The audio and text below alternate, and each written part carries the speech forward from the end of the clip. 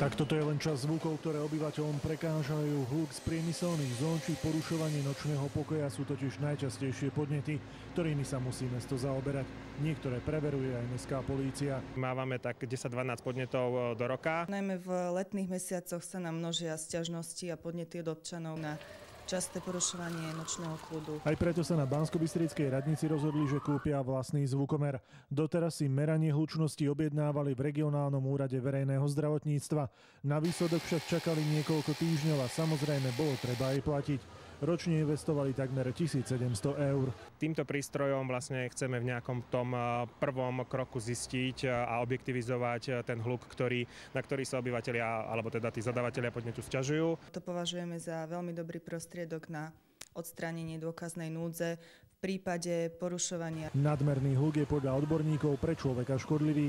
Najväčšie problémy sa objavujú najmä v prostredí veľkých miest. Sa hluk prejaví ako tzv. Nechcený faktor, hluk napríklad zo susedstva alebo hluk z rušnej diskoték, tak vyvoláva tzv. Stav podráždenosti. Nový zvukomer chce mesto sprevádzkovať čo najskôr. Skúšobná prevádzka by mohla začať už o 3 týždne. Petr Hajnala, televízia Markíza.